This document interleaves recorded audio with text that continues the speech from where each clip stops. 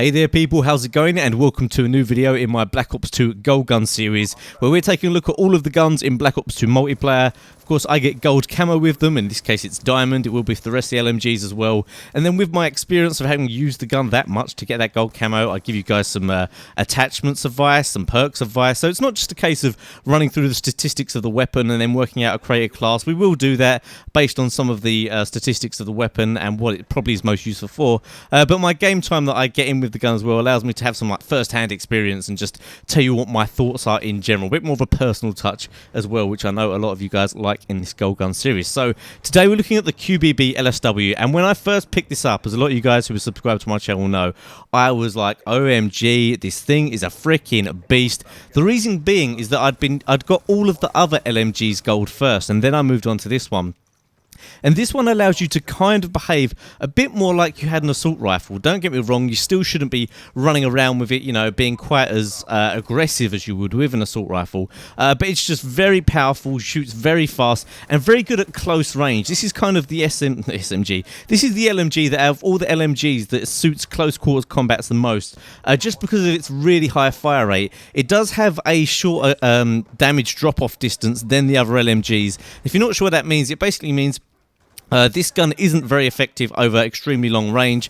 It still can be effective, but it's a little bit slower to kill than the other LMGs. However, in this game, there's not that many long sightlines, and you can actually play with a certain playstyle, which will mean that you won't be running into many long sightlines at all. You can see here on Yemen, I haven't really shot anyone from that far away. I'm defending that flag there. Now, at first, I thought this gun was absolutely amazing. I was going to give it 9 out of 10 because I was really doing well with it. But as I later progressed with the gun, I got a bit more confident with it. I thought, you know, it does feel a bit like an assault rifle. I can treat it like that. And the more and more I played in that kind of aggressive style, the more I noticed I stopped doing so well with it. So I think the reason I thought it was so good is because I was playing with that kind of old LMG style, like I'm doing a lot of here. Like, I'm not running around much. I'm looking down sight lines a lot. One of the most noble things with the LMGs, if you don't know where it is, they have slow aim down sight times, which means if you run into someone in a 1v1 gunfight and either you're both running or you're both at close quarters, you're probably going to lose. So that is a reason why you see me a lot of the time playing this weapon in a defensive game style. Yes, it is a bit campy, but if you're not playing to this gun's strengths, there's absolutely no point in using it. However, some of you might like this idea of defending flags and choke points and not having to move around too much. It can still be dangerous. Like, I'm sure there's people out there going, oh, you know, you're just being really campy here, but you can be a little bit aggressive with it here. And here you can see the benefit of having so many bullets. I mean, here, if I was using an assault rifle, there's no way I would have taken out all those guys without having to reload first. So it can be useful in an aggressive role if you know what you're doing and you're careful and you watch your back. Now let's go through some attachments and some perks. I think I'll talk about attachments first. My favourite attachments I found were the target finder and extended clip. Maybe I could swap out extended clip for something else, especially as you don't actually unlock it for quite a while. But the main thing to note that's different in this Call of Duty from the other Call of Duties is that there's no perk or attachment that will help you increase the reload speed of an LMG. So towards the end of using this gun, I was tending to find that I preferred just to use extended clip, just so I didn't have to think about reloading at all. So extended clip is quite useful, you know, seeing as there's no sleight of hand or whatever. So I would advise just going extended clip once you unlock it.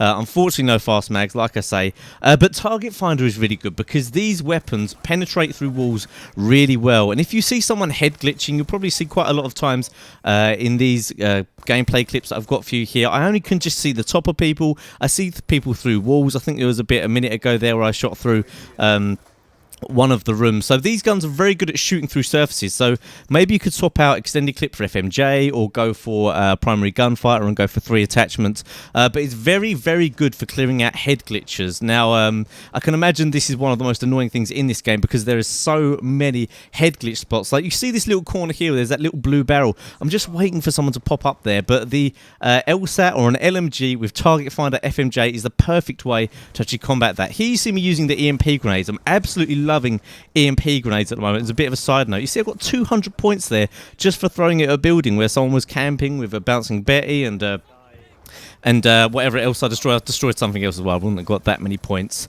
But yeah, those are the perks I'd recommend using. Now, because you shouldn't be moving too much, I mean, you can try being aggressive with this gun if you like, but you will lose out in a lot of gunfights to SMGs and assault rifles. You know, as I've said in previous videos, talk about LMG, the idea for the most part is just to turn yourself into an unstoppable tank. Yes, you're not going to be moving much, but go for tack masks so that if people are throwing their stuns at you, it's not going to affect you too much. Go for flak jackets so that while you're trying to hold down that choke point, defend that flag, you know, you're not being affected too much by explosives as well as the flashbangs. And toughness is actually really useful. You'll see a lot of good players use this perk, and it's really good for rushing and for this kind of gameplay as well, where I'm basically having a head glitch session with these guys down the alleyway and over to the sides here. So a great gun for defending points. At first I thought you could be quite aggressive with it. Don't get me wrong, out of all the LMGs, this is probably the most mobile one you can get away with due to that high fire rate. It is a bit of a beast. I would recommend trying it out. I mean, if you rush a lot with an SMG, I wouldn't recommend just picking up an LMG and just playing the same old game style, because believe me, you will probably struggle because you lose gunfights when your gun is down by your sight all the time. You see me doing well in these clips, but obviously I'm only going to show you clips where I've done quite well. So that's my recommended class: flak jacket, toughness, tack mask with target finder and extended clip.